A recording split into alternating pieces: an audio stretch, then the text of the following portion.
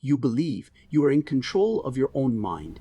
You believe that the part of you that says I, the part that reasons and decides and chooses, is the master of the house, that nothing happens inside you without your knowing it and willing it. Jung is here to tell you that this is one of the great illusions of the human being, and that the evidence against it is sitting inside you right now. There is a mood you cannot shake, a thought you cannot stop, a craving that overrides your best resolve, a dream you did not write and would never have written. These are not small exceptions, they are proof of something enormous and humbling. You are not the master of your own house. There is a whole second mind inside you with a will of its own, and this is the mind Jung wants to introduce you to. He begins with the comfortable belief he wants to take away from you because everything depends on seeing through it. We have long assumed that the psyche, the soul, the mind, whatever you wish to call it, is identical with consciousness. We assume that I am what I am aware of, that my mind is the lit room of my attention, and that I, the conscious I, am in charge of it all.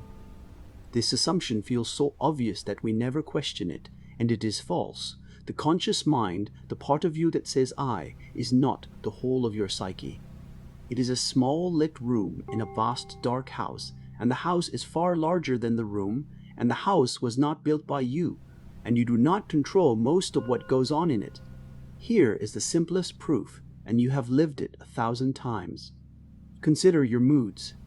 You do not decide to be in a bad mood. You do not sit down one morning and reason your way into irritability and choose it.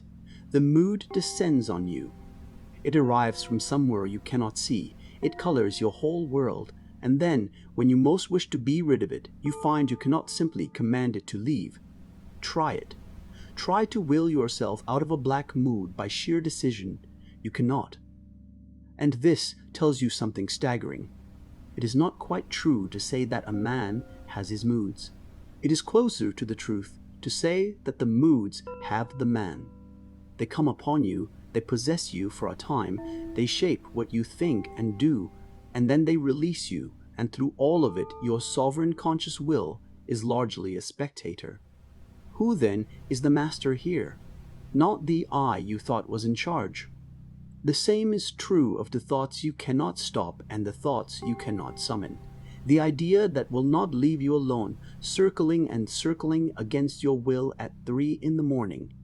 The worry you have told yourself 100 times is pointless, which returns the moment you stop holding it down. And on the other side, the insight you cannot force, the name you cannot recall, no matter how hard you press, which then floats up on its own an hour later when you have given up. Your thoughts do not simply obey you. Some force themselves upon you and will not go.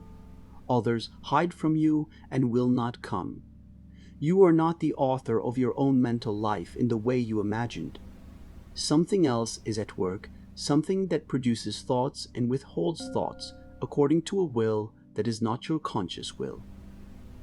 Jung shows how organized this other will can be because it is not merely a fog of stray feelings.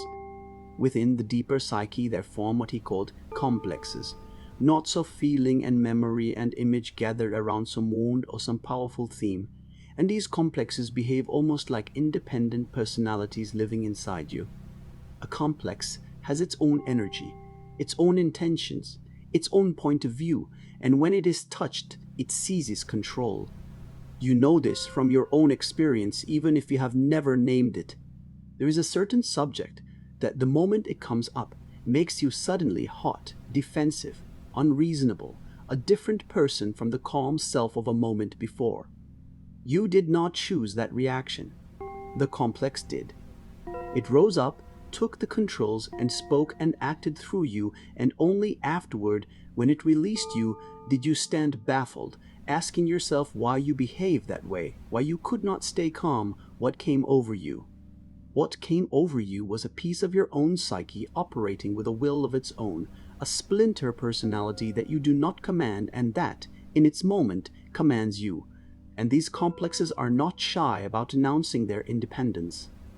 They walk into your dreams as actual figures, as persons with faces and voices, strangers and enemies and lovers and pursuers, because that is what they are in a sense, subpersonalities, parts themselves, fragments of the psyche that have taken on a life and a shape of their own.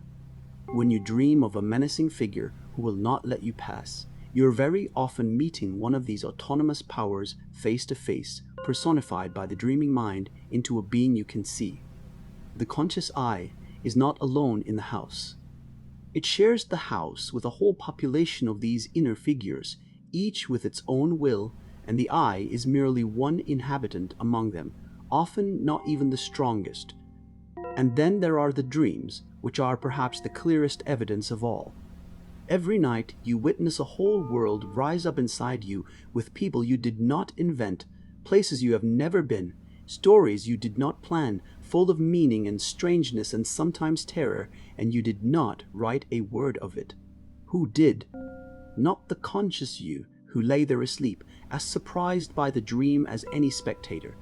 Something inside you is a tireless creator, composing these dramas night after night out of materials you did not consciously gather, in a language you have to struggle to understand. That something is not you, the conscious I. It is the other mind, the deeper psyche, going about its own life, whether you attend to it or not. So Jung came to a conclusion that wounds the pride of the conscious mind, and he states it plainly. There exists in every one of us a second psychic system, running alongside consciousness, and it is autonomous. That word is important. Autonomous means self-governing, having its own life, its own will, its own purposes, not under the command of your conscious self.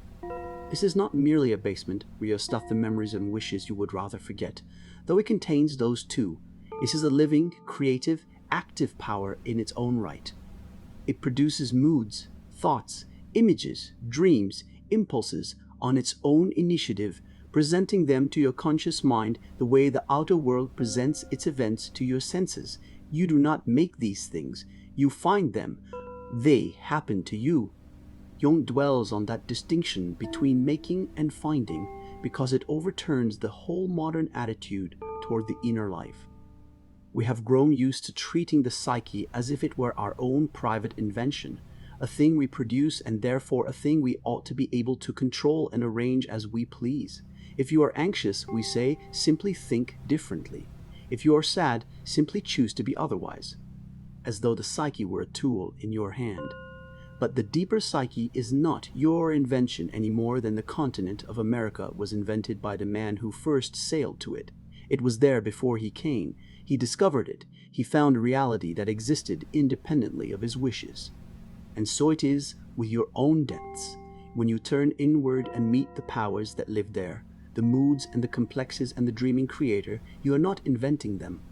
You are discovering country that was there all along, with its own mountains and rivers and weather, indifferent to whether you approve of it.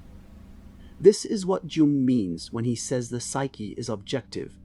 It stands over against your conscious will as an objective fact, as truly other than your ego as the outer world is, and you did not make it, and you cannot simply wish it into the shape you would prefer. This is precisely why the people who suffer most are so often the ones who insist most fiercely that they ought to be in full control. They treat every uncontrollable mood, every intrusive thought, every stubborn symptom as a personal failure of will, and they redouble their efforts to suppress it, and the suppression only feeds it, because you cannot conquer an autonomous power by pretending it does not exist. The whole effort to be sole master of the house turns the house into a battlefield.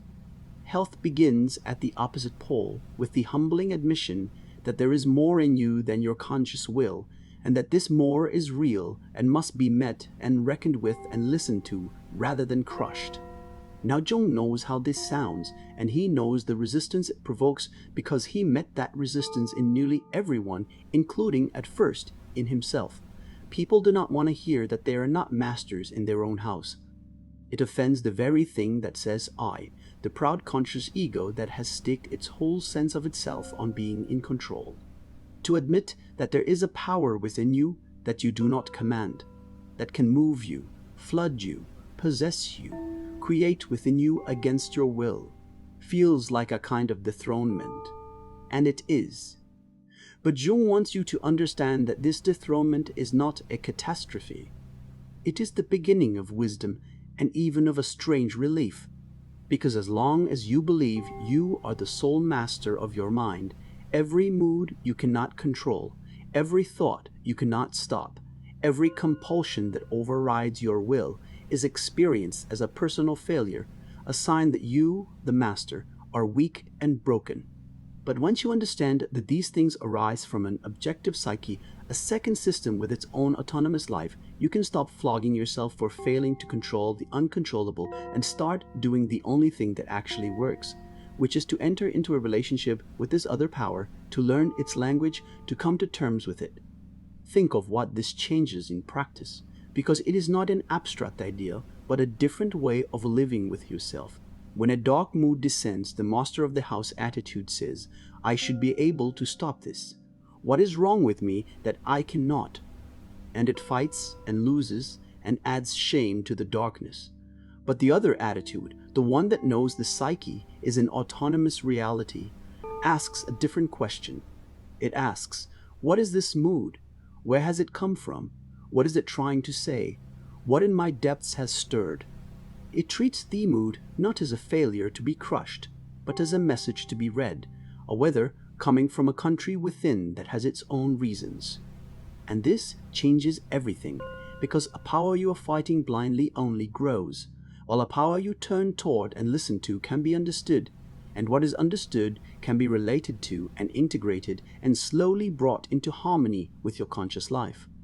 The very moods and thoughts and impulses that tyrannized you while you fought them become, when you stop pretending to be their master and start becoming their student, the raw material of self-knowledge and even of growth. And there is a dignity in this, that the proud conscious mind, for all its fear of being dethroned, never suspected.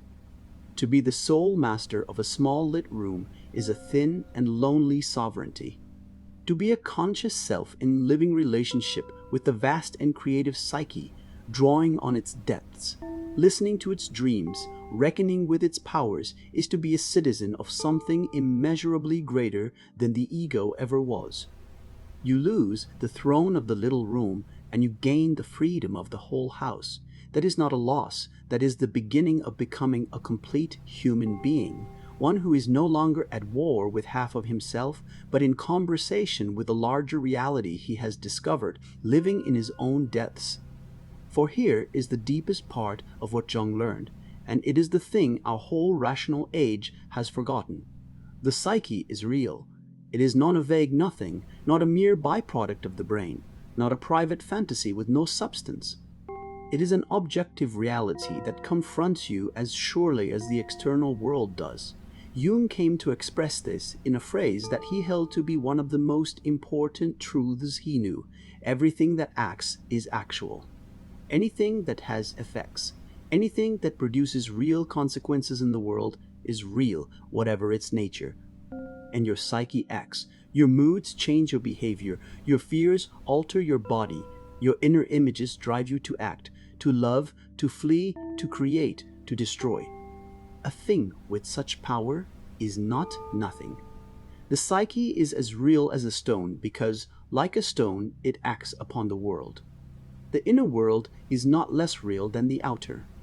It is the realm in which you actually live, every moment of your life, and it has its own laws and its own inhabitants, and you are not their king. So here is what Jung wants you to carry away. You are not the master of your own mind. The conscious I that you take for the whole of yourself is a small lit room in a vast house you did not build, and most of what happens in that house happens without your command. The moods have you more than you have them. The thoughts force themselves upon you or hide from you against your will. The dreams are written by a creator within you who is not your conscious self. There is a second psychic system in you, autonomous, alive, creative, with its own purposes, and it is objectively real because everything that acts is actual, and it acts upon you constantly. Do not take this as a defeat. Take it as the truth that finally frees you from the impossible task of controlling the uncontrollable and opens the only real path, which is to stop pretending you are the sole master and to enter into a living relationship with the deeper mind that shares your house.